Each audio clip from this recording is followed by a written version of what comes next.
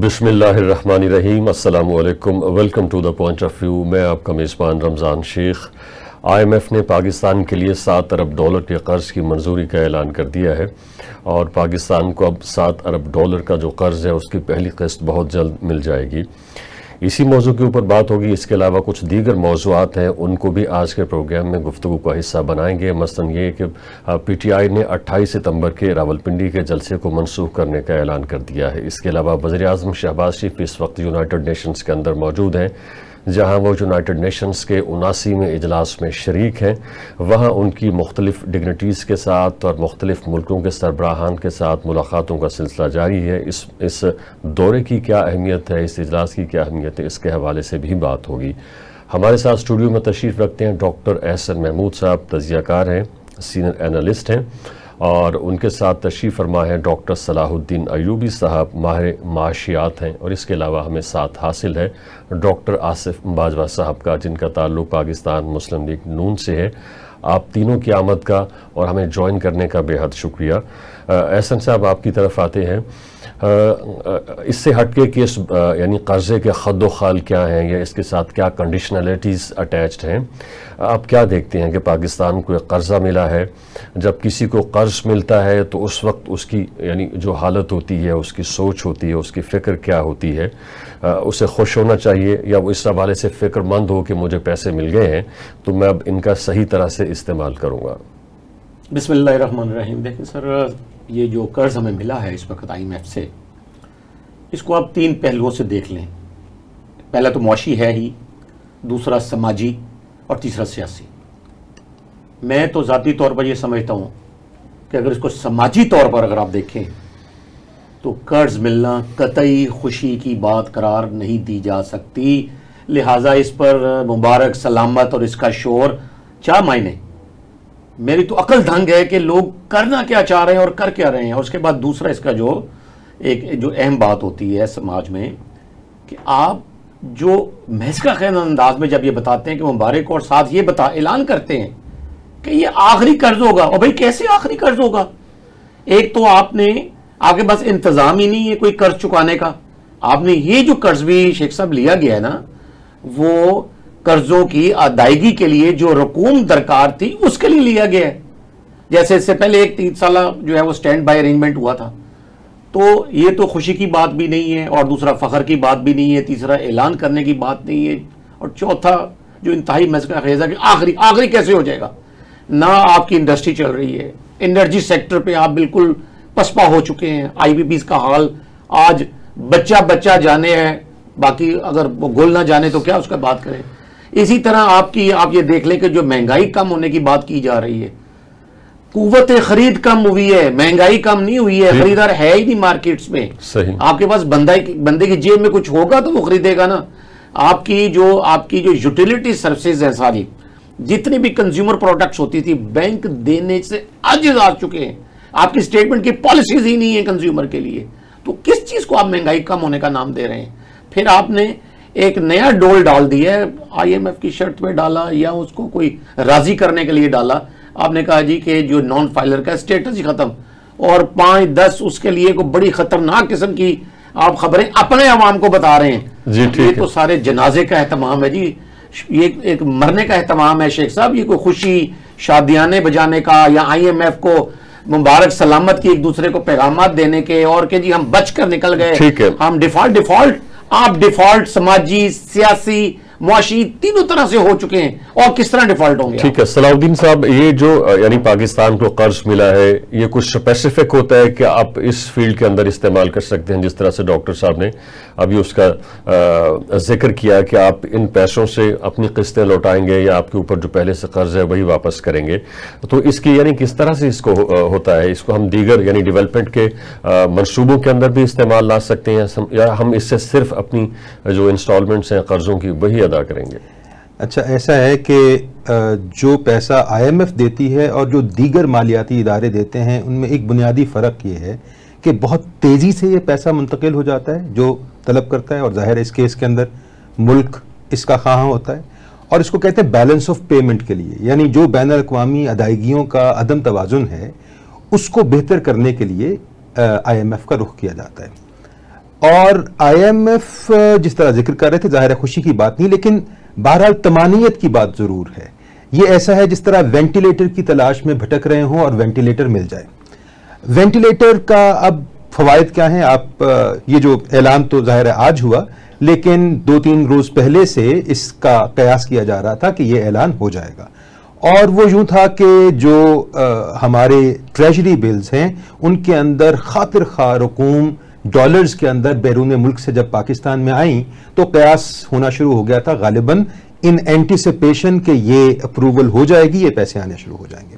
اب I am F کے پیسے حکومت کو مل جاتے ہیں اور مشروط نہیں ہوتے ہیں کہ ان پیسوں کو کہاں استعمال کرنا ہے، کیسے استعمال کرنا ہے. ورلڈ بینک کے پیسے یا دیگر بین الاقوامی مالیاتی ادارے جو ہیں وہ کسی خاص مد میں پیسے حکومت کے حوالے کرتے ہیں اور اس کے بعد حکومت کو اسی مد میں اس کو استعمال کرنا ہے. لیکن آئی ایم ایف جب یہ پیسے دیتی ہے تو ظاہر ہے جس طرح میں نے کہا وینٹیلیٹر، اس کے فائدے یہ ہیں وینٹیلیٹر کے بعد دیگر ڈاکٹر اپنا علاج کر سکتے ہیں کہ مریض ذرا سٹیبل ہو جاتا ہے. ٹیکنیکل بات کو ذرا سمپل اگر میں کر سکوں تو جس دورانیے میں پاکستان آئی ایم ایف کے ساتھ معاہدے کے اندر موجود ہے، پاکستان ڈیفالٹ نہیں کر سکتا. آئی ایم ایف کھڑا ہوا ہے اور ہر وہ ادارہ، فرد یا کاروبار جو پاکستان کے ساتھ یا اس کی اکانومی کے ساتھ منسلک ہونا چاہتا ہے وہ اس اعتبار کے ساتھ اس سے منسلک ہونے پہ راضی ہوگا کہ میں اگر اس کے ساتھ منسلک ہوں تو خدا نہ خواستہ یہ ملک کسی خطرے سے دوچار نہیں ہے. اب یہ طمانینت کی بات ضرور ہے کہ اس سے پہلے ہمارے حالات درست نہیں تھے. صحیح. البتہ وہ فیصلے جن کو ہم کنڈیشنز کہتے ہیں آئی ایم ایف کی، یہ وہ فیصلے ہیں جو ہمیں خود بھی کرنے چاہیے، لیکن غالباً ہماری سیاسی حکومتیں اتنی مضبوط نہیں ہیں کہ وہ بطور حکومت جب وہ سٹیک ہولڈرز کے پاس جائیں کہ ہم یہ فیصلہ کرنے جا رہے ہیں تو سٹیک ہولڈرز شاید ان کی نہیں سنتے ہیں. تو حکومت کو شاید اگر تاریخ دیکھیں تو حکومت کو شاید ایک بین الاقوامی آئی ایم ایف جیسے ادارے کی جسے زور کے اوپر وہ منوا سکتا ہے ان فیصلوں کو.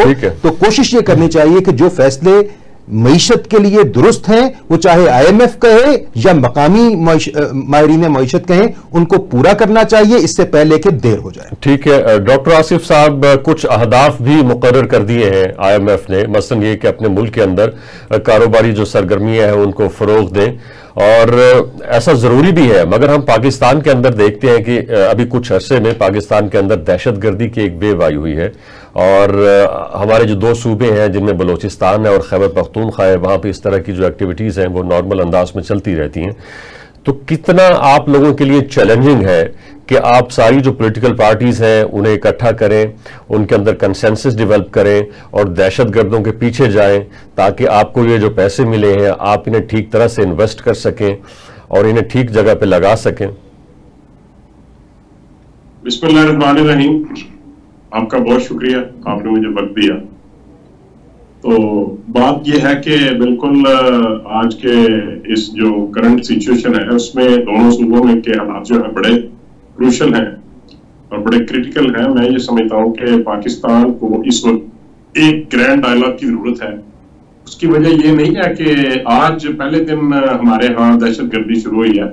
ہم گزشتہ کئی دہائیوں سے اس دہشت گردی کا شکار ہیں، اور جب بھی گورنمنٹ نے یہ فیصلہ کیا کہ ہم دہشت گردی کے اوپر قابو پائیں گے تو تمام پولیٹیکل پارٹیز نے اور پاکستان کے قانون نافذ کرنے والے اداروں نے، آئی مین ٹو سے اباؤٹ اسٹیبلشمنٹ، پاکستان کی آرمی، پاکستان کی رینجرز اور سب لوگوں نے مل کے ایک پیج پہ آ کے، آپ کو پتا ہے کہ جس دن اے پی ایس کا وقوع ہوا پیار میں تو اس وقت فوری طور پہ سب سے پہلا رد عمل چیف آف آرمی سٹاف کی طرف سے آیا اور وہ فوری طور پہ ایک ہمسایہ ملک میں چلے گئے اور اس کے بعد آپریشن ضرب عضب شروع کیا گیا اور کسی شخص نے کسی بھی قسم کی مخالفت نہیں کی. تمام پولیٹیکل پارٹیز نے کہا کہ ہم نے اس جو عنصر ہے اس کو ختم کرنا ہے اور سب لوگوں نے آپریشن جو ضرب عضب تھا اس کو سپورٹ کیا. لیکن بدقسمتی یہ ہے کہ آج سے کچھ ماہ پہلے اس گورنمنٹ نے ایک آپریشن کی بات کی تو آن دی فلور آف دی ہاؤس اور پروونشل اسمبلیز کی طرف سے بھی رد عمل سامنے آیا. وہ آپ کے سامنے ہے. اس لیے کہ آج ہماری پارٹی کی طرف سے یہ الزام بھی عائد کیا جاتا ہے سابق گورنمنٹ تحریک انصاف کے خلاف کہ آپ کی جب گورنمنٹ تھی تو آپ نے دہشت گردوں کے لیے جو دروازے تھے جیلوں کے ان کو کھول دیا اور وہ بلا order of any competent authority, بلا order of any competent court ان کو باہر نکال دیا گیا، اور اس کا خمیازہ آج قوم پھر بھگت رہی ہے. صحیح، ٹھیک ہے. تو میں یہ سمجھتا ہوں کہ آج ہمیں جس قدر ہماری کرٹیکل اکنامک صورتحال ہے، میرے دونوں بڑے بھائی بیٹھے ہوئے ہیں، بڑے شاندار طریقے سے انہوں نے اس کو ایکسپلین کیا ہے اور ایک سے بڑھ کے ایک اچھی بات کی ہے. اور میں یہ سمجھتا ہوں کہ ہمارے ہاں ہم نے اگر معاشی حالات میں بہتری لانی ہے تو ہمیں اپنے جو سیاسی حالات ہیں اپنے اس کو بھی بہتر کرنا ہوگا، جس کے لیے گرینڈ ڈائلاگ کی ضرورت ہے. ٹھیک ہے ڈاکٹر احسن صاحب آپ کی طرف آتے ہیں. کرنا ہوگا، لیکن بدقسمتی یہ ہے کہ ایک پارٹی کے لیڈر کسی بھی صورت ایک ٹیبل پہ بیٹھنے کو تیار نہیں ہے. اس کا کیا حل کیا جائے گا؟ ٹھیک ہے آصف صاحب آپ کا موقف آ گیا. ڈاکٹر احسن صاحب یہ تو آئیڈیل بات ہے نا کہ یہ ہونا چاہیے وہ ہونا چاہیے، تو آپ کیا سمجھتے ہیں کہ اس وقت کی جو حکومت ہے، ظاہر کولیشن ہے، از اٹ کمپیٹنٹ انف کہ ان کے اندر اتنی صلاحیت موجود ہے؟ لیکن ہم نے دیکھا ہے کہ ابھی کچھ عرصے سے انہوں ڈیفالٹ کا جس طرح سے چرچا تھا، شور کیا جا رہا تھا، اس سے نکالا ہے، کچھ سٹیبلٹی دی ہے، اور جو کچھ انٹرنیشنل ریٹنگ ایجنسیز ہیں انہوں نے بھی پاکستان کی جو اکانومی ہے اس کی تعریف کی ہے کہ یہ صحیح ڈگر پر چل پڑی ہے. تو آپ کیا سمجھتے ہیں کہ ہم یعنی اس وقت جس معاشی بھنور میں پھنسے ہوئے ہیں اس سے نکل آئیں گے؟ شیخ صاحب دیکھیں، یہ آپ نے سب سے پہلے جو بات ایبیلٹی کی ہے نا، دیکھیں اس کا اندازہ لگانا تو بہت آسان ہے. دعوے اور حقائق، بلکہ زمینی حقائق. اب اس وقت دعوے تو یہ ہیں کہ جی مہنگائی کم کر دی ہے، دعویٰ یہ بھی ہے جی کہ ساری جو انٹرنیشنل ایجنسیز ہیں ریٹنگ کے لیے، موڈیز اور دوسری، وہ کہہ رہے ہیں جی کہ یہ ہمارے حق میں کہہ رہی ہیں کہ یہ تو بہتر ہو رہی ہے ان کی ریٹنگ. اس کے بعد دعویٰ یہ بھی ہے کہ جی ہم معاشی کو درست سمت پر ڈال دیا ہے. آپ مجھے بتائیں زمینی حقائق اس کے برعکس کیوں ہیں؟ کیوں ہمارے بجلی کا جو یونٹ ہے وہ 72 روپے کا ہو چکا ہے ایک عام آدمی کے لیے؟ کیوں ہمارا جو یونٹ 14-15 روپے کا تھا وہ کہاں چلے گیا اور کمرشل یونٹ 150 روپے کا ہو چکا ہے؟ کیوں ہمارے پانی کے بلز جو ہیں وہ دگنا ہو چکے ہیں؟ کیوں ہمارے گیس کے بلز جو ہیں وہ 200 گنا زیادہ ہو گئے ہیں؟ اگر یہ سارا کچھ صحیح ہے اور اگر مہنگائی بھی کم ہو رہی ہے تو یہ یوٹیلیٹی بلز جو ہیں کیوں بڑھ رہے ہیں؟ اس کے بعد کیا کسی کی تنخواہ میں اضافہ ہوا ہے شیخ صاحب؟ کیا کسی شخص کے روزگار میں اضافہ ہوا ہے؟ اس سے اگلی بات، کیا خطے غربت سے جو نیچے زندگی بسر کرنے والے لوگ ہیں جو بس زندہ ہیں، جنہیں کہہ سکتے ہیں زندہ ہیں، مرے نہیں ابھی غربت سے، کیا ان کی تعداد کم ہوئی ہے؟ وہ اور بڑھ گئی ہے. ایک بڑے محتاط اندازے کے مطابق بتا رہا ہوں میں، 3-4 جگہوں کے میں نے سروے کلیکٹ کر کے یہ بتا رہا ہوں کہ 4 سے 5 کروڑ لوگ ہیں جو 2022 میں جن کے بارے میں کہا جاتا تھا کہ تقریباً 1.5 سے 1.25 کروڑ لوگ ہیں. تو 5 کروڑ لوگ خطے غربت سے نیچے چلے گئے. آپ مجھے بتائیں کہ کون سی، آپ اس سے آپ کو قابلیت کا اندازہ ہو جائے گا. اب رہ گئی بات اس کی کہ انہوں نے کرنا کیا ہے. آپ جب تک اپنی مقامی صنعتیں نہیں چلائیں گے، وہ آپ کی دلچسپی نہیں ہے. لوگ ایک درآمد کی طرف چلے گئے ہیں، آسان راستہ ٹریڈ ہوتا ہے، مال خریدو اور بیچ دو اور پیسے کماؤ، اور اس میں سارا ملک جو ہے نا تباہ ہوا پڑا ہے اس وقت. کوئی ایک مارکیٹ نہیں ہے کہ جس میں لوگ رو نہ رہے ہوں، کوئی ایک سیکٹر نہیں ہے. لومز آپ دیکھ لیں کتنی کے لومز بند ہوئی ہے، جہاں یہ ابھی 2021 میں یہ دسمبر میں یہ کہا جا رہا تھا کہ فیصلہ آباد میں جو لومز کا سیکٹر ہے وہاں کاریگر مل نہیں رہا، اور ٹیفٹا کو اور ٹوزڈیک کو اور مختلف اداروں کو یہ کہا گیا کہ آپ لوگ ٹرینڈ کریں جو لومز پہ کام کر سکیں، تو کاریگر نہیں تھا. اور اب یہ ہے کہ لومز 100 سے زائد لوگ وہاں بند ہوئے ہیں. آپ کا پوائنٹ آگے. ہمیں ایک بریک کی طرف جانا ہے، جب بریک سے واپس آئیں گے تو ڈسکشن کو یہیں سے ریزیوم کریں گے. ہمارے ساتھ رہیے. جی ویلکم بیک. ہم IMF کی طرف سے پاکستان کو $7 ارب کے قرض کے حوالے سے بات کر رہے ہیں. ہمارے ساتھ موجود ہیں ڈاکٹر احسن محمود صاحب، ڈاکٹر صلاح الدین ایوبی صاحب اور ڈاکٹر آصف باجوہ صاحب. صلاح الدین صاحب، یہ جو قرض ملا ہے پاکستان کو، اس کی ڈسٹریبیوشن کس طرح سے ہوتی ہے؟ کیا یہ صرف وفاق کے قبضے میں رہتا ہے، وفاق کی اس کے اوپر اجارہ داری ہوتی ہے کہ صرف وہی اس کو خرچ کر سکتا ہے، یا پھر اس کی فردر ڈسٹریبیوشن ہو سکتی ہے، اس میں سے کچھ حصہ صوبوں کو بھی دیا جا سکتا ہے؟ جی، یہ وفاق کو ملتا ہے اور وفاق کا استحقاق ہے، اور وہ خود فیصلہ کرتا ہے کہ کیسے اس کو استعمال کرنا ہے. لیکن جوں وہ اس کو استعمال کر رہا ہے، چونکہ 1.1 بلین ڈالر اس 7 بلین میں سے جب منتقل ہوگا تو IMF کے حضرات اور ان کا مقامی جو مشن ہے وہ نظر رکھتا ہے معاملات پہ کہ جو کمٹمنٹس دی گئی تھیں اس قرض کو حاصل کرنے کے لیے کیا وہ پوری کی جا رہی ہیں، اور وہ کافی سخت ہیں. ان میں کچھ تو ایسی ہیں جو حکومتی فیصلوں سے منسلک ہیں اور کچھ ان کے اثرات سے منسلک ہیں. اب ظاہر ہے کہ حکومت فیصلہ تو کر سکتی ہے، لیکن کیا وہ ایسے فیصلے لے رہی ہے جن کے اثرات وہی ہیں جو متوقع ہیں؟ اگر وہ اثرات پیدا نہیں ہوں گے تو فیصلوں کو تبدیل کرنا پڑے گا، دوبارہ کمیونیکیشن کرنی پڑے گی IMF سے. تو یہ ایک متواتر گفتگو کا عمل ہے جس میں آپ نے اپنے ذاتی اہداف کو پورا کرنے کے ساتھ ساتھ IMF کے ان اہداف کو بھی پورا کرنا ہے جو آپ سے وہ توقع رکھتے ہیں. اور ایسے میں یہ عمومی طور پہ عوامی سطح پہ ایک بڑا غیر مقبول فیصلہ ہوتا ہے کہ ہم IMF کے پاس چلے گئے ہیں. IMF کے پاس جانا یا نہ جانا ملکی معیشت کے حوالے سے اگر دیکھا جائے تو بہرحال یہ بہتر قدم ہے. بہت سارے ایسے فیصلے جو IMF ہم سے تقاضا کرتی ہے یہ وہی فیصلے ہیں جو ہمارے مقامی ماہرین معیشت ان کو تقاضا کرتے ہیں. لیکن اہم سوال یہ ہے کہ وہ بات جو سبھی تقاضا کر رہے ہیں اس کا ہونا اتنا مشکل کیوں ہے؟ مثال کے طور پہ ایک بات، سبھی کہتے ہیں کہ وفاق کی سطح پر دفتروں کا جو ایک غیر ضروری جال بچھایا گیا ہے اس میں کمی ہونی چاہیے. سبھی، کوئی ایسا ماہر معیشت ڈاؤن سائزنگ جس کو رائٹ سائزنگ کا نام دیا، جس کو رائٹ سائزنگ کہتے ہیں. تو سوال تو یہ ہے کہ وہ کون جن ہے جس کے قبضے میں اس حکومت کی اور پچھلی حکومت کی اور شاید آئندہ حکومت کی بھی جان ہے کہ وہ فیصلہ جو سب کہہ رہے ہیں، تمام معالج یہ کہہ رہے ہیں کہ اس مریض کی صحت کے لیے یہ فیصلے کرنا ضروری ہیں، تو وہ کون ہے جو اس کو پورا ہونے میں رکاوٹ بن رہا ہے؟ یہ دیکھنا بہت ضروری ہے. صحیح. ڈاکٹر آصف صاحب، آج ایک اور خبر گردش کر رہی ہے، وہ یہ کہ آپ کی حکومت نے اسٹینڈرڈ چارٹرڈ بینک ہے انگلینڈ کا، اس سے بھی $600 ملین کے قرض کا معاہدہ کر لیا ہے.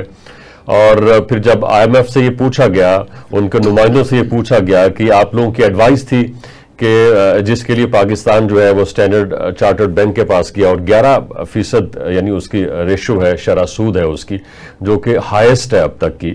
تو انہوں نے کہا کہ جی ہم نے تو ان کو نہیں کہا تھا. پھر جو ہمارے یعنی وفاقی وزیر خزانہ ہے انہوں نے کہا کہ چونکہ ہمارا یہ IMF سے لون اپروو نہیں ہو رہا تھا تو ہم پھر کیا کرتے، مرتا کیا نہ کرتا کہ مستاق ہمیں ان کے پاس جانا پڑا اور ہمیں یہ کڑوا گھونٹ پینا پڑا.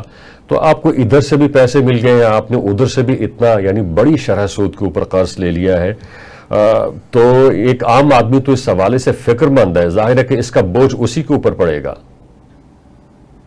یہ بات آپ کی درست ہے کہ اس کا سارا بوجھ جو ہے یہ پاکستان کی گورنمنٹ پہ، اور اس کے بعد الٹیمیٹلی اس کے جو آفٹر ایفیکٹس ہیں وہ سارے کے سارے جو عوام ہیں، جو ٹیکس پیئر ہیں، جو پاکستان کے لوگ ہیں ان کے اوپر پڑے گا. لیکن جو میری انفارمیشن ہے وہ یہ ہے کہ 5% کے اوپر ہی ان سے بات چیت ہوئی ہے، اور پاکستان کی گورنمنٹ جو ہے وہ قطعی طور پہ اس کی خواہش نہیں ہے کہ ان کا جو ڈیمانڈ تھی وہ 11% پہ تھی، لیکن گورنمنٹ آف پاکستان نے 5% پہ. اور اس کی وجہ یہ تھی کہ کچھ جو ایک دو ممالک ایسے ہیں جن کے لیے جو ہمارے قرضے رول اوور ہونے تھے وہ ان سے تھوڑا کترا رہے تھے، اور وہ کئی دفعہ ہر 6 ماہ کے بعد، ہر سال کے بعد یہ ایسا کرنا پڑتا ہے. اور انہوں نے کہا کہ ہمیں آپ بالکل ریٹرن نہیں کرتے، جب تک آپ ہمیں کچھ نہ کچھ ریٹرن نہیں کریں گے ہم آپ کو رینول نہیں کریں گے آئندہ سے.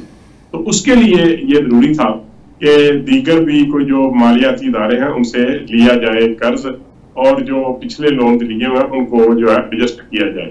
لیکن آفٹر آل یہ بوجھ بڑھتا جا رہا ہے گورنمنٹ کے اوپر، پاکستان کے عوام کے اوپر. لیکن اس کے اگینسٹ اگر آپ دیکھیں تو جو ایک بڑا پریشر تھا کہ پاکستان جو ہے خدا خاصا ڈاؤن فال کی طرف جا رہا ہے اور یہ بلیک لسٹ کر دیا جائے گا ان کو، اور یہ اس طریقے سے، اور یہ جو پریشر ہے وہ اب ریلیز ہو چکا ہے.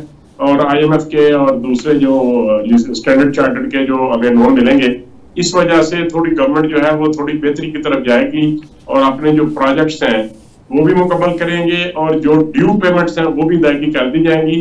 لیکن میں یہ سمجھتا ہوں کہ اس وقت جو BN ہے میاں شہباز صاحب کا اور ان کی ٹیم کا، وہ یہ سمجھتے ہیں کہ ہم اس کے بعد ہم اپنے عوام کے ساتھ مزید عوام کو ان قدموں کے اندر نہیں جکڑنا چاہتے، اور ان کی خواہش اور ان کی پلاننگ یہی ہے کہ ہم پاکستان کی اکانومی کو پاکستان کے اندر سے اپنے ریسورسز پیدا کریں. ٹھیک ہے آپ کا پوائنٹ آ گیا. ڈاکٹر احسن محمود صاحب، آپ اس کو کس طرح سے ویو کرتے ہیں؟ ابھی تو وہ قرض اس کے لیے اپروول ہوا ہے، اسی کو لے کے اچھے طریقے سے استعمال کرنے کی کوشش کرتے، ایک اور کانٹیکٹ کر لیا کسی اور بینک کے ساتھ، اور وہ بھی یعنی بھاری شرح سود کے اوپر. تو یہ تھوڑی سی آپ کو جلدی نہیں لگ رہی کہ پہلے جو پیسے مل رہے ہیں ان کو تو صحیح طرح سے استعمال کر لیجئے، پھر وہ بھی لے لیجئے بعد میں اگر آپ یہ سمجھتے ہیں کہ آپ کو مزید پیسوں کی ضرورت ہے؟ شیخ صاحب، اس کو اگر بغور دیکھیں نا تو مجھے تو ایسا لگتا ہے جیسے یہ اپنی زندگی کی آخری سیاسی جنگ جو ہے نا حکومت کھیلنے جا رہی ہے.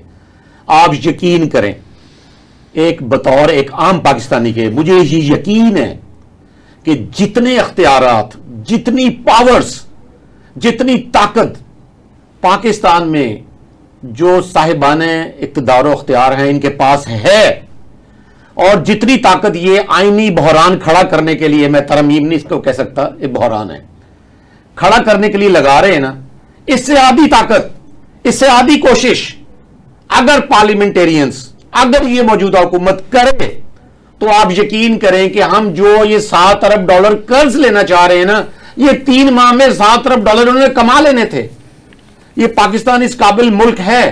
شیخ صاحب، میں آپ کو گارنٹی سے یہ بات کہہ رہا ہوں، ہم چینیوں سے زیادہ قابل ہیں، ہم جاپانیوں کا مقابلہ کر سکتے ہیں، ہم بنگلہ دیش سے اوپر ہیں، ہم بھارت کے مقابلے میں ہمارے لوگ زیادہ ذہین ہیں.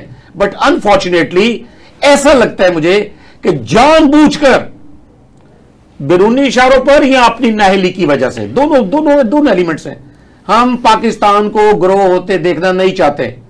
یہ یقین کریں کہ آپ کے پروگرام میں میں بڑا دل گرفتہ ہوں جب کس موضوع پر ہم بات کر رہے ہیں. جی IMF کا قرض لینے پہ بات ہمیں ہو رہی ہے، اور یہ جو اسٹینڈرڈ چارٹرڈ سے جو ہمیں مل رہا ہے یہ لون، یہ خدا رہا، یہ تو بڑی نکمے پن کی باتیں ہیں. بڑی ہم لیڈرشپ کس کو دیتے ہیں، ہم قیادت کس کو دیتے ہیں؟ جو سب سے اہل لوگ ہوتے ہیں سوسائٹی میں. تو کیا ان کا یہ فرض ہے کہ وہ ہمیں بتاتے رہیں کہ یہاں غربت اتنی بڑھ گئی ہے، یہاں یہ نہیں ہو سکتا؟ وہ بھئی آپ کر کے دکھائیں.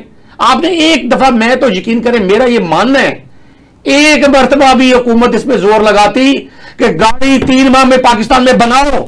سوزوکی نے 42 سال کمایا ہے، کیوں نہیں بنائے گا؟ انڈیا میں بنا سکتے سوزوکی، پاکستان میں سوزوکی کیوں نہیں بنے گی؟ پاکستان میں کرولا کیوں نہیں بنے گی؟ ٹیوٹا پاکستان میں کیوں نہیں بنے گی؟ کیوں؟ ہم آپ کو بتا بڑے ڈالر سے جاتے کدھر؟ لے تو آئے ہیں.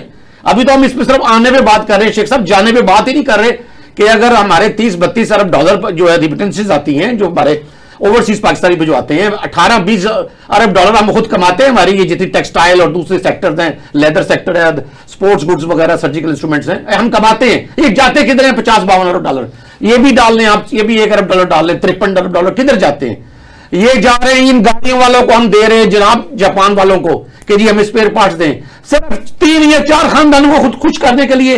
یہ جتنی آئینی ترمیم پہ آپ نے زور لگایا، اس سے آدھا زور بلکہ 1/4 آپ کوشش کرتے انہیں بٹھاتے پارلیمنٹ میں، لوگوں کو بلاتے کہ ہمیں 3 ماہ میں جو زمین لینی ہے پاکستان سے لے لو، جو NOC لینا لے لو، ہمیں یہاں 3 ماہ میں گاڑی تیار کر کے دو. میں دیکھتا ہوں گاڑی کیسے تیار نہیں ہوتی.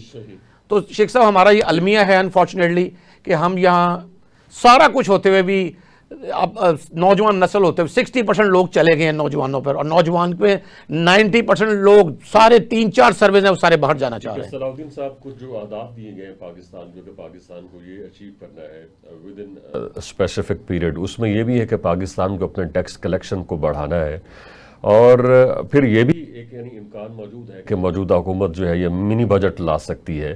تو منی بجٹ آتا ہے تو پھر تو مہنگائی کا ایک طوفان آ جائے گا. آپ کو کیا لگتا ہے کہ ہم یعنی منی بجٹ کے بغیر ہی اتنے ٹیکس جو ہے وہ کلیکٹ کر پائیں گے، اتنے پیسے اکٹھے کر پائیں گے کہ ہم اپنے اہداف کو میٹ کر پائیں گے اور ہمیں کسی منی بجٹ کی طرف نہیں جانا پڑے گا؟ بہرحال اس مرحلے پہ تو کچھ کہنا ممکن نہیں ہے، لیکن تاریخ جو بتاتی ہے، ہمارا IMF کے ساتھ تعلق جو ہے وہ بننے ٹوٹنے کا تعلق ہے. جتنے پروگرام ہم نے ماضی میں کیے ہیں، عام طور پر سیاسی حکومت اپنے گاڑی کو دھکا لگا کر سٹارٹ کرنے کے لیے، آگے لے جانے کے لیے پروگرام میں داخل ہوتی ہے، اور پھر IMF ہمیں بے دخل نہیں کرتا، ہم خود اس سے باہر نکل آتے ہیں کیونکہ ہمیں پاپولر فیصلے کرنے ہوتے ہیں. جو بات ڈاکٹر صاحب نے ابھی کی، مطلب میں تو بصد احترام متفق نہیں ہوں. یہ جو جذبات سے معیشت نہیں چل سکتی، سیاست بھی نہیں چل سکتی شاید. یہ تو ہوش مندی کا کھیل ہے، اور ہوش مندی یہ بتاتی ہے ہمیں کہ ہمارے حالات عمدہ نہیں ہیں. ہمارے دنیا میں سب سے زیادہ آؤٹ آف سکول چلڈرن جب ہمارے ہاں ہیں تو یہ ایک ایسا کھیت ہے جو بنجر زمین پہ مشتمل ہے. تو پہلے تو اس کو، اور بنجر زمین کرنا اوور نائٹ ممکن نہیں ہے. ہمیں بہت دیر تک غیر مقبول فیصلے کرنے ہوں گے. مثال کے طور پہ ابھی IMF نے فیصلہ ہم پہ یہ شرط لگائی ہے کہ ہم ٹیکس اکٹھا کریں زراعت کی مد میں، جو ہم نے خود بھی طے کر رکھا تھا. اب اس میں اس نے اضافہ کر دیا ہے. یہ ٹیکس صوبائی حکومتوں نے اکٹھا کرنا ہے. مجھے نہیں لگتا کہ صوبائی حکومتوں کا کوئی انٹرسٹ ہوگا اس ٹیکس کو اکٹھا کرنے میں، کیونکہ ماضی یہی بتاتا ہے. اور جب وہ اکٹھا نہیں کرے گی تو یہ جو شادی آج جس کا بندھن ہمیں نظر آ رہا ہے، یہ آگے چلتا ہوا بھی مجھے نظر نہیں آ رہا. میں چاہتا ہوں کہ یہ آگے چلے، لیکن تاریخ بدقسمتی سے جو سبق دیتی ہے، لگتا نہیں ہے کہ وہ تمام مشکل فیصلے جو انتہائی کمزور حکومت اس وقت کر پائے گی. میری دعا ہے کہ وہ کر پائے، لیکن میرا خدشہ یہ ہے کہ شاید وہ نہ کر پائے. ایک بریک اور اس کے بعد ڈسکشن کو یہیں سے ریزیوم کریں گے. آپ ہمارے ساتھ رہیے. جی ویلکم بیک. IMF کی طرف سے پاکستان کو 7 ارب کے قرضے جو ملے ہیں، 7 ارب ڈالر کے، ان کے حوالے سے بات ہو رہی ہے. ہمارے ساتھ موجود ہیں ڈاکٹر احسن محمود صاحب، ڈاکٹر صلاح الدین ایوبی صاحب اور ڈاکٹر آصف باجوہ صاحب. ڈاکٹر آصف باجوہ صاحب، اس یعنی جو معاہدہ ہوا ہے اور جس کے نتیجے میں پاکستان کو قرض کی پہلی قسط ملنے والی ہے، اس میں ایک یہ بھی کنڈیشن ہے کہ پاکستان اپنے ملک کے اندر کوئی نئی جو ہے مالیاتی پالیسی بنائے، کوئی نیا مالیاتی معاہدہ کرے جتنے بھی پاکستان کے اندر سٹیک ہولڈرز ہیں ان کے ساتھ، کہ اس پیسے کو کس طرح سے اس نے خرچ کرنا ہے مختلف شعبوں کے اندر، جن میں زراعت ہے، جن میں صحت ہے، جن میں تعلیم ہے. تو اور اس کا یہ بھی کہا ہے کہ اس کا جو اگلا ہفتہ ہے سوموار یا منگل کو اس کا فیصلہ کرنا ہے پاکستان نے. تو اس حوالے سے آپ کے ذہن میں کچھ خد و خال ہے کہ آپ کن فیلڈز کے اندر ان پیسوں کو خرچ کرنے جا رہے ہیں؟ اور پھر اس کے علاوہ کچھ اس طرح کی انسٹرکشنز بھی موجود ہیں کہ آپ کا جو زراعت کا شعبہ ہے آپ اسے ٹیکس کیجئے. اگر آپ زراعت کے شعبے کو ٹیکس کرتے ہیں تو کسان تو پہلے ہی سراپا احتجاج ہیں، تو پھر ایسے میں آپ لوگ کیا کریں گے؟ دیکھیں، اس میں مختلف شرائط ہوتی ہیں. IMF کی یا دیگر جو مالیاتی ادارے ہیں، ورلڈ بینک یا ایشین ڈیولپمنٹ بینک، اس طرح کی یقیناً وہ ٹیکس جمع کرنا چاہتے ہیں تاکہ ہمیں اس کی ریکوری بھی ہو سکے. تو اس کے لیے جو آپ نے بات کی بڑی اچھی بات ہے کہ آپ کی پلاننگ کیا ہے. تو اس وقت گورنمنٹ جو ہے وہ پلان کر رہی ہے کہ جو پنجاب کے جو گورنمنٹ آف پنجاب کی جو پلاننگ ہے وہ یہ ہے کہ 60% اور 40% کی ریشو سے جو زرعی آلات ہیں وہ گورنمنٹ دینے جا رہی ہے 5 ارب روپے کے، جس میں 60% گورنمنٹ دے گی اور 40% کسان دیں گے. اور اس کے علاوہ 10 لاکھ ٹریکٹر جو ہیں اس کے لیے فی ٹریکٹر جو اپروکسیمیٹلی 40 لاکھ روپے کا ایک ٹریکٹر ہے، اس میں 10 لاکھ روپے فی ٹریکٹر جو ہے وہ گورنمنٹ آف پنجاب دینے جا رہی ہے. یہ اس وقت تک کی ہے. اور اس کے بعد یہ پلاننگ سب سے پہلے جو کی تھی پنجاب گورنمنٹ نے وہ یہ تھی کہ ایگریکلچرل امپلیمنٹس میں یہ جو اسموک کنٹرول پروگرام ہے اس کے لیے ایک ایگریکلچرل امپلیمنٹ ہے جس کا نام ہے سپاک سیڈر یا سپر سیڈر. یہ 3 4 یا 5 6 بلکہ 6 جو آلات ہیں ان کا ایک مجموعہ ہے جس کی قیمت اپروکسیمیٹلی 13.5 لاکھ روپے ہے. اس میں 40% زمیندار دے رہا اور 60% گورنمنٹ دے رہی ہے. اور اس کی ڈیلیوری جو ہے وہ شروع ہو چکی ہے. اور 1 اکتوبر کو چیف منسٹر پنجاب مریم نواز صاحبہ جو ہے کالا شاہ کاکو کے مقام پہ ایک ریسرچ سینٹر ہے ایگریکلچر ڈپارٹمنٹ کا، وہاں پہ وہ تشریف لا رہی ہیں. اور یہ جو تھا 5 ارب روپے کا، اس کے علاوہ یہ ایک مشین کے لیے تاکہ پنجاب میں جو لوگ دھان کی فصل کو کاٹنے کے بعد آگ لگاتے تھے اس سے بچایا جا سکے. ٹھیک ہے آصف صاحب جی، ٹھیک ہے. ڈاکٹر احسن محمود صاحب، ہماری جو اس سے پہلے گفتگو ہوئی ہے وہ تھوڑی یعنی لانچ اسپیسیفک تھی، تھوڑی سیاسی بات چیت کرتے ہیں. PTI نے 28 ستمبر کا جلسہ جس کا اعلان کیا تھا راولپنڈی کے حوالے سے، اس کو منسوخ کرنے کا اعلان کیا ہے. اس سے پہلے لوگ یہی بات کر رہے تھے کہ تھوڑا جلدی میں پہلے اناؤنس کیا گیا تھا یہ جلسہ، اور پھر ایسا کیا ہو گیا تھا کہ راولپنڈی میں جلسہ، لاہور کے اندر جلسہ، اور جو بات وہاں وہ نہیں کہہ سکے تھے اس کے لیے پھر ایک اور جلسے کی ضرورت پڑ گئی راولپنڈی کے اندر. تو کس طرح سے آپ دیکھتی ہیں ابھی اتنی ہیسٹ کے اندر جلسے کی اناؤنسمنٹ اور اس کے بعد پھر اس کی کینسلیشن؟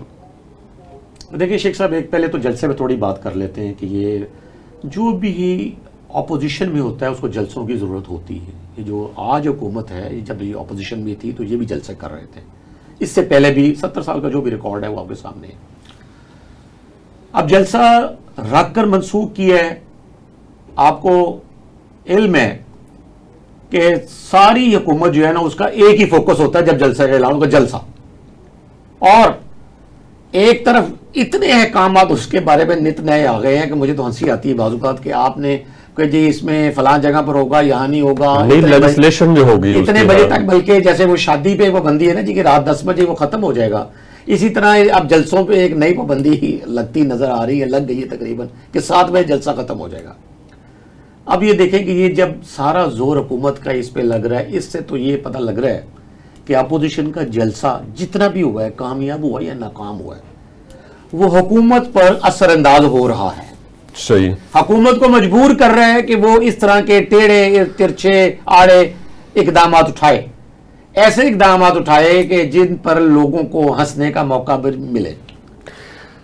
بالکل صحیح. ڈاکٹر صلاح الدین صاحب، آج صبح یعنی اخبارات کے اندر یہ بیان موجود تھا رؤوف حسن کا، جو کہ پی ٹی آئی کے ترجمان ہیں، کہ جی پی ٹی آئی تو اسٹیبلشمنٹ سے بات کرنا چاہتی ہے اور اس سلسلے میں دیر نہیں ہونی چاہیے. مگر آج دوپہر بانی پی ٹی آئی کا یہ بیان سامنے آیا. انہوں نے کہا کہ جی رؤوف حسن کو غلط فہمی ہو گئی ہے، ہم کسی سے کوئی بات نہیں کرنا چاہتے، اور اسٹیبلشمنٹ کے ساتھ تو بالکل نہیں. یہ کیا یعنی سوچی سمجھا سٹیٹمنٹ سامنے نہیں آتا ہے؟ پارٹی کے اندر ہوم ورک نہیں آتا ہے کہ کیا بولنا ہے کیا نہیں بولنا ہے؟ جلسے کے حوالے سے بھی یعنی ابھی جو احسن محمود صاحب نے بات کی ہے، اور اس کے بعد پھر اب یہ سٹیٹمنٹ کہ جی اسٹیبلشمنٹ کے ساتھ ہم کوئی بات نہیں کریں گے، ترجمان کچھ اور بات کہہ رہے ہیں، پارٹی کے جو بانی ہیں وہ کچھ اور بات کر رہے ہیں. دیکھیے، اگر گفتگو چل رہی ہو تو توقع یہ ہوگی کہ دونوں پارٹیاں اس گفتگو سے کوئی فائدہ حاصل کرنا چاہتے ہیں، اور اگر ٹوٹ رہی ہو تو دونوں کا اپنا اپنا موقف ہوگا.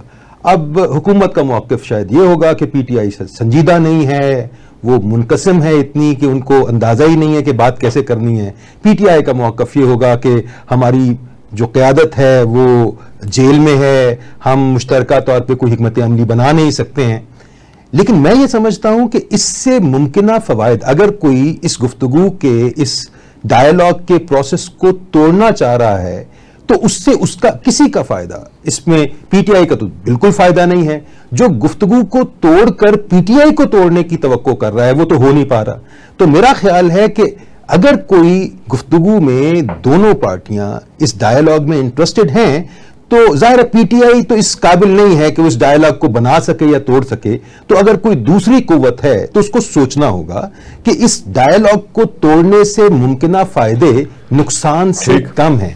تو اگر ڈائیلاگ کا کوئی نہ کوئی بندوبست ہو جائے تو مجھے یہ لگتا ہے کہ بہتر ہوگا. لیکن بدقسمتی سے جسے کہتے ہیں کامن ڈینامینیٹر، وہ مشترکہ مفاد شاید دونوں کی ہاتھ میں نہیں ہے ایک دوسرے کو بیان کرنے کی. ٹھیک ہے آصف صاحب، آپ لوگ دے دیتے ان کو اجازت، اور ہم نے دیکھا ہے کہ انہیں راولپنڈی کے جلسے کے حوالے سے بھی این او سی کے اصول میں بڑی مشکلات کا سامنا کرنا پڑا، لاہور کے حوالے سے بھی انہیں تھوڑی مشکل آئی. اب پھر وہ راولپنڈی بینچ کے اندر، لاہور ہائی کورٹ کے راولپنڈی بینچ کے اندر ان کی ایک درخواست تھی کہ ہمیں اجازت دی جائے، وہ انہوں نے واپس لے لی ہے. تو آپ لوگ دے دیتے اجازت؟ یہ تو پولیٹیکل ایکٹیویٹیز ہیں، تمام پولیٹیکل پارٹیز کا حق ہے کہ وہ جلسہ جلوس کریں، اپنی رائے جو ہے عوام تک پہنچائیں. دیکھیں بالکل آپ کی بات درست ہے، لیکن میں اب یہ کرنا چاہتا ہوں کہ پاکستان تحریک انصاف جو ہے وہ مرکز میں سب سے بڑی اپوزیشن پارٹی ہے، اور اس کے بعد ایک صوبہ کے پی کے میں ان کی 2/3 میجارٹی سے بھی بڑھ کے ان کے پاس گورنمنٹ ہے. تو کون سا ایسا فورم ہے جو ان کو میسر نہیں ہے، اور کون سا ایسا چینل ہے جہاں ان کی اپروچ نہیں ہے؟ تو میں یہ سمجھتا ہوں کہ یہ صرف گورنمنٹ آف پاکستان کو ڈسٹرب کرنے کے لیے، تاکہ ان کو کام نہ کرنا دیا جائے، وہ ان کی یہ پلاننگ ہے. اور اس کے بعد بھی بہت زیادہ میرے پاس باتیں کرنے کو، لیکن میں یہ سمجھتا ہوں کہ ریزن نہیں ہے کوئی. یہ کوئی باہر سے بندے نہیں آتے کہ وہ جہاں ان کے جلسے میں خطاب فرمائے.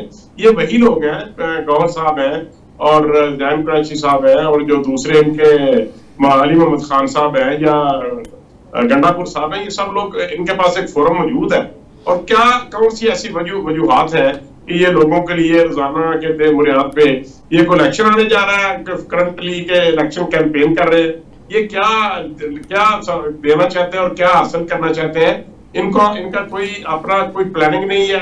یہ کسی کی بات کے اوپر یا کسی کی شے کے اوپر یا کسی کی چھوٹی سی اسٹیٹمنٹ کے اوپر پاکستان کے حالات کو ڈسٹرب کرنا چاہتے ہیں. اور یہ وہی بات ہے کہ جب چائنا کے پرائم منسٹر 2014 میں آنے والے تھے تو انہوں نے دھرنا دے دیا اور اس پلان کو ڈیلے کر دیا. آج بھی آپ کے علم میں ہے کہ آنے والے دنوں میں گورنمنٹ ایک بہت بڑی یہاں پہ جو چائنا کے لیے وہ ساری ایک کانفرنس کا انعقاد کیا جا رہا ہے. تو ان کو چاہیے کہ یہ ملک کے لیے اور پاکستان کے عوام کے لیے، ہمارے فیوچر کے لیے، ان جو یہ سڑکوں پہ آنے کا جو پلان ہے اس کو مؤخر کریں اور اس کے بعد جو پلاننگ ہے وہ کر لیں. ہمیں کوئی طرح انہوں نے دیکھ لیا اور کیا انہوں نے اچیو کر لیا. کہ جو لوگ ہاسپٹل جانا چاہتے ہیں، جو لوگ ایمبولینس ہے وہ، یا جو لوگ ایئرپورٹ جانا چاہتے ہیں، ان کے لیے روڈ بلاک ہوتے ہیں اور یہ جلسے کرتے ہیں، سڑکیں بلاک کرتے ہیں. یہ ٹھیک ہے ڈاکٹر احسن صاحب، ایک چیز تو طے ہے کہ اگر یعنی جلسہ جو ہے وہ شہر کے باہر کیا جاتا ہے، بندوبستی علاقوں سے باہر ہوتا تو اس سے پھر جو نارمل لائف ہے وہ متاثر نہیں ہوتی ہے. لیکن آپ نے یہ دیکھا کہ پی ٹی آئی کی ہمیشہ سے یہ خواہش رہی ہے کہ جی شہر کے اندر جلسے کرنے کی اجازت دی جائے. وہ شاید سمجھتی ہے کہ اس طرح سے وہ زیادہ لوگ اکٹھے کرنے میں کامیاب ہو سکتی ہے یا اس کا جو میسج ہے وہ زیادہ پاورفل ہو سکتا ہے. ایک چیز. دوسرا، یعنی ہم نے دیکھا ایک دفعہ بانی پی ٹی آئی نے خود یہ کہا کہ جی میں نے 6 لوگ متعین کیے ہوئے ہیں جو کہ اسٹیبلشمنٹ کے ساتھ مذاکرات کر رہے ہیں کسی نہ کسی لیول کے اوپر، اور گنڈا پور سے لے کے کچھ لوگ ایسے ہیں جن کے حوالے سے کہا جاتا ہے کہ they are in contact with establishment. تو لیکن سمجھ کچھ نہیں آ رہی کہ ہو کیا رہا ہے. مطلب جلسے کی اناؤنس پھر جلسہ مؤخر کر دیا، کینسل کر دیا. اس کے پیچھے ممکنہ سوچ کیا ہو سکتی ہے؟ کیا کرنے جا رہی ہے پی ٹی آئی؟ اچھا، پہلے تو جلسہ کی بات کر لیں. میرا مشاہدہ ہے جو جتنی بھی رکاوٹیں کھڑی کی جاتی ہیں موٹر ویز پر یا ہائی ویز کے اوپر یا شہر میں داخلے کے اوپر، وہ ساری حکومت خود کرتی ہے. ایک جگہ بھی مجھے ایسی نہیں مل سکی کہ جہاں پی ٹی آئی نے اپنا کوئی کنٹینر لا کر یا اپنے کارکن متعین کر دے ہو جو لوگوں کو آ کر ڈسٹرب کر رہے ہو یا تنگ کر رہے ہو یا انہیں روک رہے ہو یا کوئی رکاوٹ پیدا کر رہے ہو. اب رہ گئی کہ جلسہ شہر میں کیوں کیا جائے. دیکھیں شہر میں 77 سال سے جیسے پاکستان بنا ہے، مینار پاکستان میں جلسے ہو رہے ہیں، ناصر باغ میں ہو رہے ہیں لاہور میں، اسی طرح لیاقت باغ راولپنڈی میں جلسے ہو رہے ہیں. تو یہ وہ مقامات ہیں جو تھوڑے کھلے تھے جہاں لوگ آ سکتے ہیں 40-50 ہزار کی تعداد میں یا 1 لاکھ کی تعداد میں، اور لوگوں کو وہاں ٹرانسپورٹ ہونا ان کے لیے زیادہ آسانی ہوتی ہے. تو اس میں کوئی حرج نہیں. آپ یقین کریں کہ میں بڑے تحمل سے آپ سے عرض کرنا چاہتا ہوں کہ اگر حکومت تھوڑا سا جلسے کی اجازت دے کے بے نیاز ہو جائے نا، یہ اپنے خوش آمدیوں کے نکل کے ان میں سے کہ جی ہم ان کو ایسا کر دیں گے ویسا کر دیں گے، اس سے تو وہ کچھ بھی نہیں ہوگا، جلسہ ہوگا اور ختم ہو جائے گا. لیکن اور اگر وہ جو تقریر ہے تو وہاں بھی کر لیتے ہیں جتنے تنگ کرنے کے باوجود بھی، تو وہ ہوگا کچھ نہیں. لیکن یہ جتنا میس کریٹ ہوتا ہے، یہ جو حکومتی لوگ کے ساتھ جو انتظامی لوگ ہیں نا وہ بد انتظامی پیدا کر رہے ہوتے ہیں. اس کے بعد آپ نے فرمایا کہ جی جو جلسہ مؤخر ہوا ہے، دیکھیں ایک تو پی ٹی آئی کے اندر اس وقت کم از کم عمران خان کو وہ حیثیت حاصل ہو گئی ہے یا ہے کہ وہ کوئی بھی جلسہ اعلان بھی کر سکتے ہیں اور اس کو مؤخر بھی کر سکتے ہیں. اور یہاں ایک آپ سے میں عرض کرنا چاہتا ہوں کہ پی ٹی آئی نے اب ایک لائن لے لی ہے جلسوں کے حوالے سے، وہ کیا ہے؟ عمران خان کی رہائی. اکتوبر میں آکسفورڈ جو ہے اس میں یونیورسٹی کا وائس چانسلر کا انتخاب بھی ہونا جا رہا ہے، بہت امپورٹنٹ ہے. اور یہ جلسے جو ہیں یہ حکومت پر جس طرح نفسیاتی طور پر اثر انداز ہو رہے ہیں، میں تو حیران ہوں کہ ہماری اتنی انتہائی محترمہ ہماری نواز صاحبہ چیف منسٹر پنجاب ہیں، اتنا اچھا کام کر رہی ہیں، تو انہیں کیا ضرورت تھی کہ وہ جو جلسوں میں تقاریر ہوئی ہیں انہوں نے اپنے خطاب کے اندر کوئی 20 منٹ اسی پر بات کی ہے. بھائی آپ خود ہی اس بات کو اتنی اہمیت دے رہے ہیں.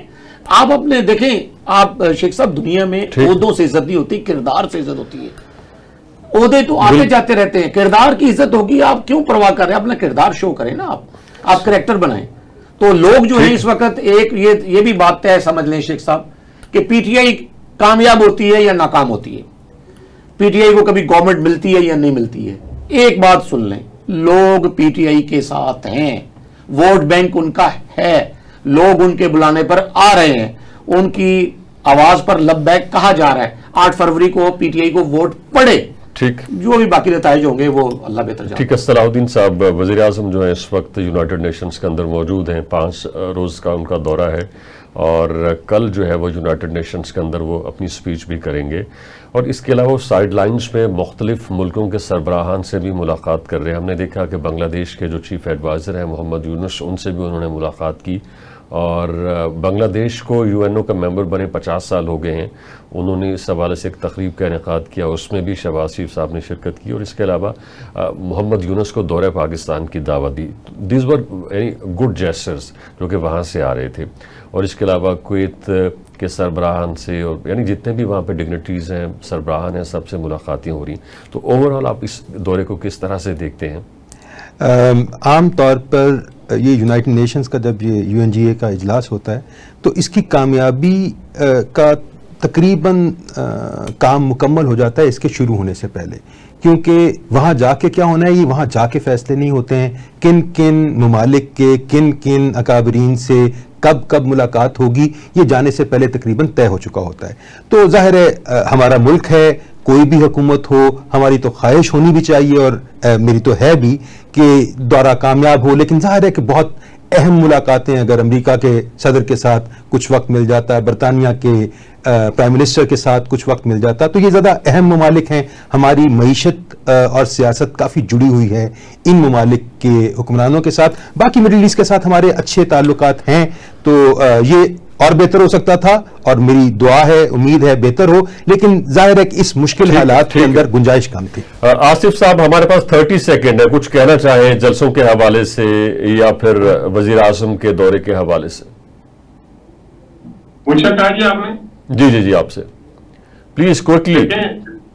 जलसों के हवाले से आपने बात की है, तो जलसों के हवाले से मुझे सुनाई नहीं दिया, जरा रिपीट करें। जी जी, हमारे पास वक्त कम है, अगर आप 1-2 जुमले बोल सकते हैं तो बोल दीजिए। मैं ये समझता हूँ कि मियां शहबाज शरीफ साहब जो है इस वक्त जो यूएनओ में वहां गए हुए हैं, जो उनकी कारकर्दगी है वो तो वहां के विजिट के बाद सामने आएगी, लेकिन और कल का जो खिताब होगा वो देखते हैं कि उनकी प्रेपरेशन क्या है और वो मसला कश्मीर पे और मसला फलस्तीन के ऊपर पाकिस्तान की इकोनॉमी के अंदर वो कौन कौन सी वहां पे अपनी जो है वो अपनी डेवलपमेंट की जो उनकी प्लानिंग है या जो जदीद दुनिया के साथ कोलैबोरेशन के लिए या अपने तल्लुकात बेहतर करने के लिए कैसी क्या पॉलिसी बयान देंगे, वो तो फिर उनके स्पीच के बाद ही वादे हो जाएगा। ठीक है, आपका पॉइंट आ गया। Thank you very much Asif वाजा साहब, थैंक यू वेरी मच, आपने हमें ज्वाइन किया। डॉक्टर एहसन महमूद साहब और डॉक्टर सलाउद्दीन साहब, आपका भी बेहद शुक्रिया, आपने हमें ज्वाइन किया। ये था हमारा पॉइंट ऑफ व्यू। अपने पॉइंट ऑफ व्यू से आगाह करने के लिए विजिट कीजिए हमारी वेबसाइट tvtoday.com। देखने के एक बार फिर बेहद शुक्रिया।